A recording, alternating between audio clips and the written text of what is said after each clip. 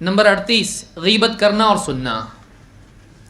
غیبت سننے میں تو بہت مزہ آتا ہے، اور بولنے میں بھی، کرنے میں بھی۔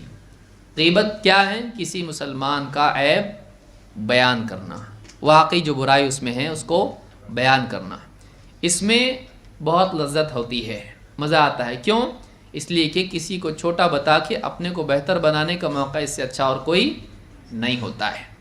اللہ تعالیٰ قرآن کریم میں فرماتا ہے وَلَا يَغْتَبْ بَعْضُكُمْ بَعْضًا، تم میں سے کوئی کسی کی غیبت نہ کرے۔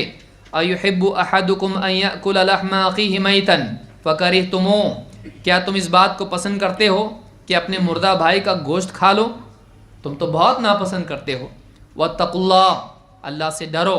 إِنَّ اللَّهَ تَوَّابٌ رَحِيمٌ، یقیناً اللہ تعالیٰ بڑا توبہ قبول کرنے والا، رحم فرمانے والا ہے۔ کسی کی غیبت کرنا ایسا ہے، مسلمان کی غیبت کرنا ایسا ہے جیسے وہ مر گیا اور مرنے کے بعد اس کے جسم سے گوشت نوچ نوچ کے آدمی کھا رہا ہے، اتنا گندا ہے۔ ایک تو انسان کا گوشت حرام، دوسرے مردہ کا حرام، تیسرے اس کا اپنا بھائی ہے۔ تو اس سے بدتر چیز کیا ہو سکتی ہے کہ جس کا احترام، اکرام اور اس کے لیے خیر خواہی اس پر واجب تھی، اس نے کیا کیا؟ اس کی بدخواہی کی۔ تو غیبت کرنا جائز نہیں ہے۔ ہاں، بعض اہل بدعت کے بارے میں لوگ کہتے ہیں ان کو برا مت بولو، ان کو برا مت بولو، یہ بات الگ ہے۔ اہل باطل کا رد کرنا اپنی جگہ لازم ہے، فرض و واجب ہے۔ اہل باطل کا رد کرنا لازم ہے، لیکن یہ نہیں کہ اس کو بہانہ بنا کے آدمی ہر آدمی کے عیب بیان کرنا شروع کر دے۔